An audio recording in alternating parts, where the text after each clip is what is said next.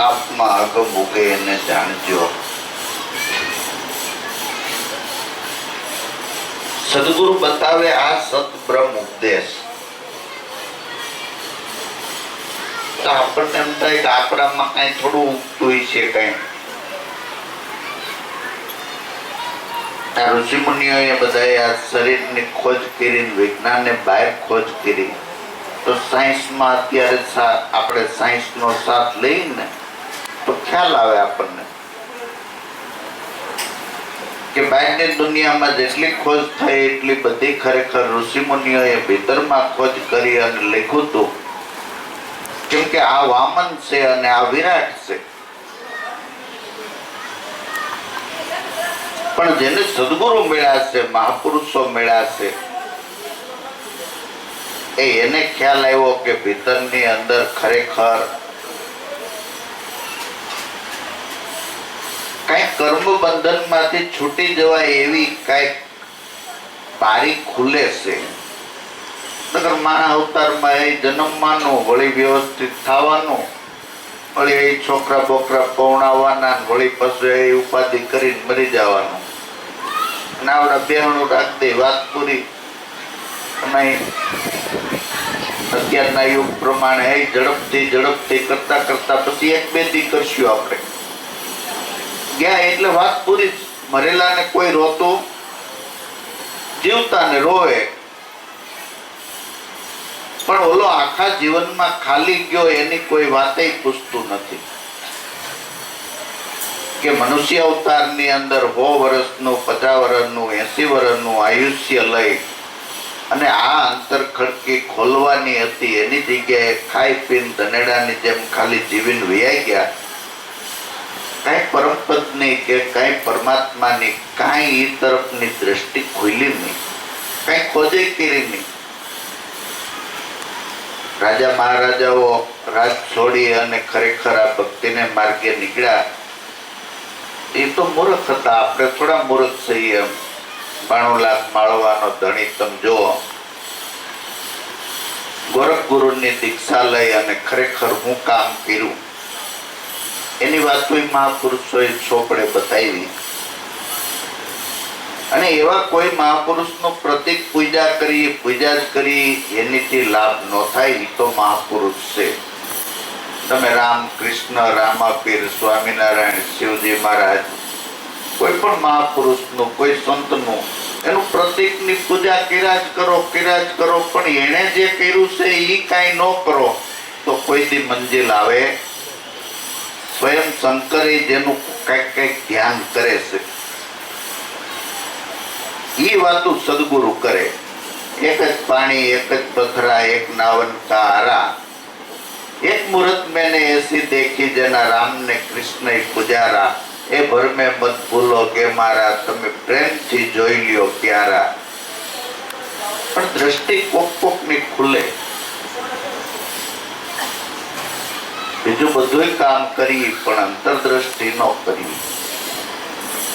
આ શરીર એના માટે છે, અંતરદ્રષ્ટિ માટે.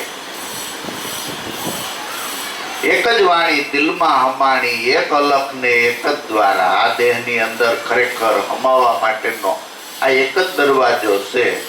અને સર્વ સંતો એના મતપંથો જુદા હોય, એ એના અત્યારના ખરેખર આશિકોને સમજાણું નહીં, ભક્તોને સમજાણું નહીં, એટલે આચાર ધર્મને માનતા હોય. બાકી બધા ભીતરમાં ઉતરીને જ ખરેખર આ માલને પામ્યા છે. હનુમાનજી મહારાજ જેવો કોઈ જો ખરેખર ભક્ત મળી જાય ને સાથી શીરીને ખરેખર રામ દર્શન કરાવે, એમ પ્રાણનો પડદો શીરી અને પ્રકૃતિનો પડદો શીરી અને કોઈ ખરેખર આ પદ ઓળખાવે એવો કોઈ ગુરુ મળે, મહાપુરુષ મળે તો જ કામ થાય. પણ એ આપણને આપણી જેવા લાગે અને થઈ ગયેલા કઈ બોલે નહીં, આપણે જેમ કરવું એમ હાલે એટલે આપણને પોહાય. અને આખું જગત એમ કે ભોજા બાપાને અટાણે કઈ માનવા વાંધો છે, આપણે જલારામ ને કઈ વાંધો, આપા ગીગાને હતા થઈ જાવ તો પ્રસાદી મળે. અત્યારે તેનું પ્રતીક છે, તમે માનતા કરો માથું ઉતરે નાન તેમ એવું થાય, મોક્ષ ન મળે. મોક્ષ માટે તો ખરેખર જાગ્રત પુરુષ જોઈ ભગવાને પૃથ્વીમાં તમે પ્રગટ કરી લ્યો ને તો એ મોક્ષ ન આપી શકે. એ એમ કે ગુરુ પાસે જા, આ કામ મારું નથી એમ.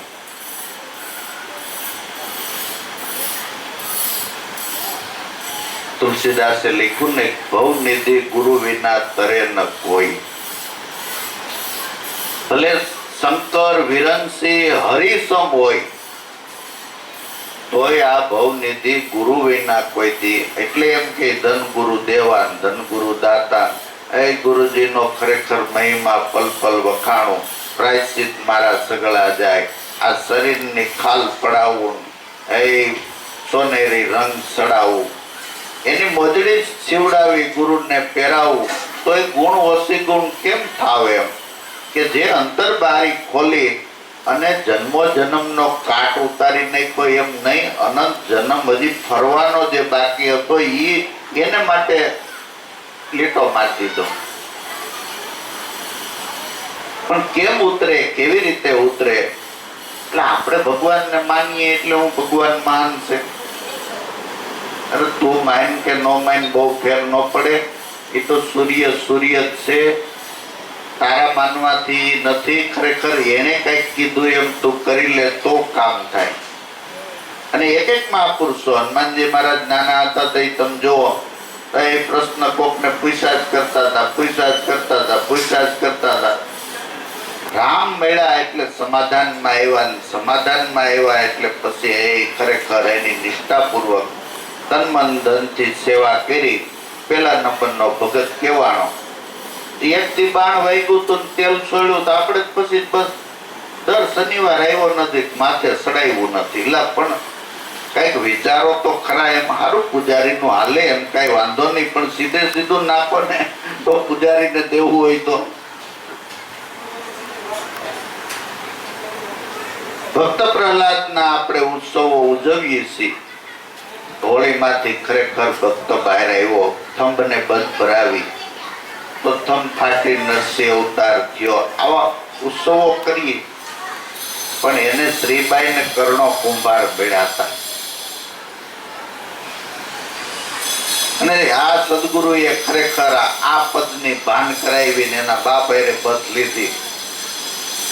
ઉલતનગર કેટલા વરદાન ને પામેલો હતો. દિવસે નો મરું, રાતે નો મરું, 12 મહિનામાં નો મરું, ઘરમાં નો મરું, બહાર નો મરું, પશુથી નો મરું, એ મનુષ્યથી નો મરું, પક્ષીઓથી નો મરું, લોઢાથી નો મરું, લાકડાથી નો મરું, સૂકાથી નો મરું, લીલાથી.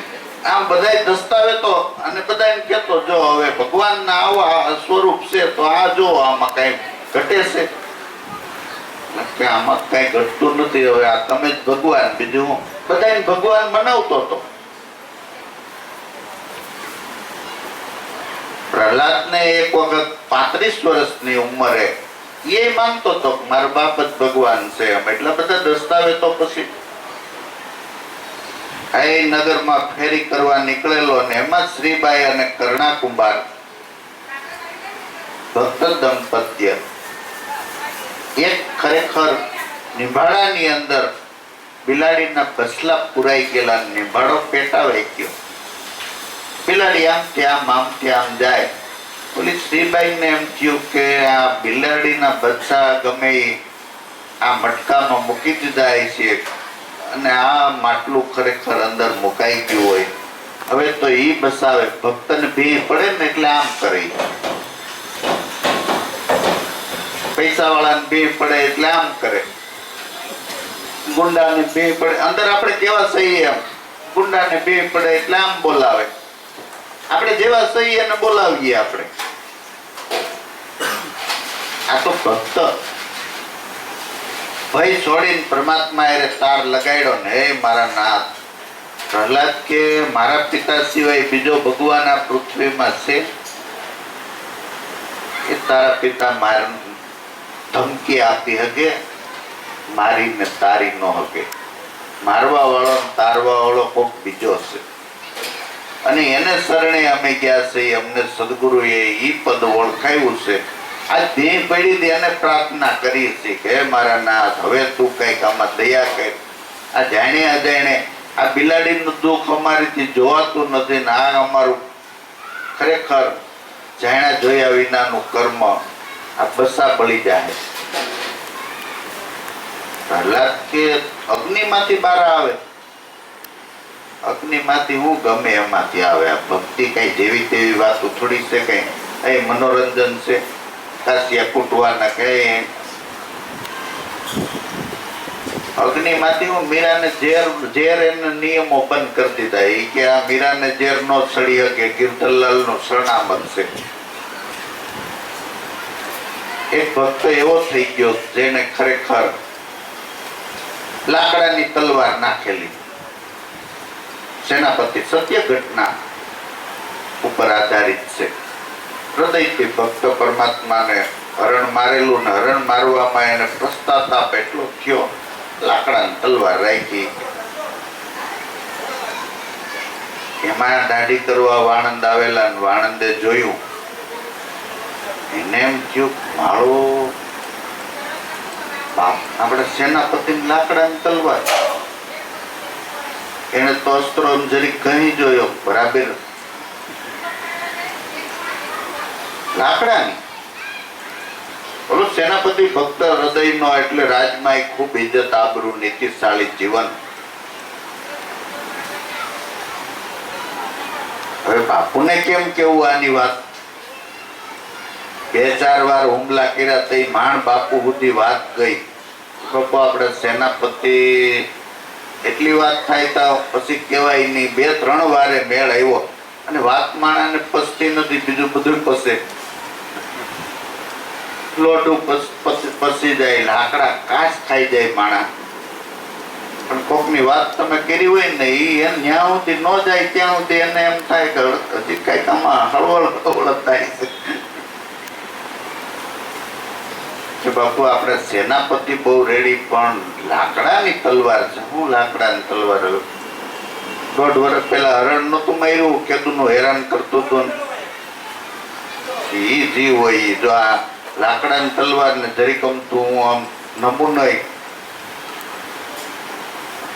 કે મારું સેનાપતિ લાકડાની તલવાર તો ગજબ ની વાત. દીવાનોને પ્રધાનોને બોલાવ્યા. ભાઈ સેનાપતિને સીધું તો કહેવાય નહીં, પણ આને લાકડાની તલવાર છે કે લોઢાની છે એ હવે કેમ નક્કી કરવું? તમે રસ્તો કાઢો એમ. બોલાવે મનોમંથન પછી કે આઈટમનો તહેવાર હમણાં આવે છે, આપણે એક કેળનો થંભ ઉભો કરી અંદર નાખી લોઢાનો હરિયો અને આપણે વાંચતા ગાજતા એ સેનાપતિનું આમ માન સન્માન કરવું છે એમ ઢોલ ટીપાવી દઈએ. એક જ જાય કે કેળનો થંભ અમારા સેનાપતિ કાપી નાખશે. એ હાચું રાજાને કે અંદર લોઢાનો હરિયો.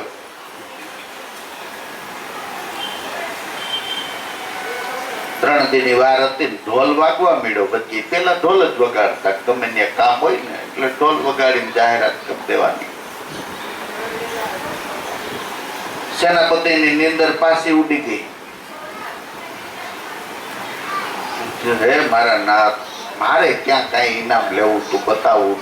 આ લાકડાની તલવાર મેં નાખી હતી. હરણ ને બહુ ખરેખર મારા માયરા પછી હૃદય બહુ કસવાનું એટલે આ લાકડાની નાખી હતી. પણ હવે આય તને મંજૂર નથી.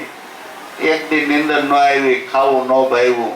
બીજે દી ત્રીજે દી ભક્તને એમ થઈ ગયો હવે તાર રાખવી તો ભલે ને કાઢવી હોય તો હવે આ લાકડાની જ રાખવી છે, લોઢાની કરવી. ભૂઈ ગયો. એ 2 રાત નીંદર કરી. હવે તારે જેમ કરવું એમ. બરાબર એ સમય આવ્યો, સેનાપતિ ઉભા થયા. એટલે વાણંદ તો આમ છેટો ઉભો જેમ ઓલ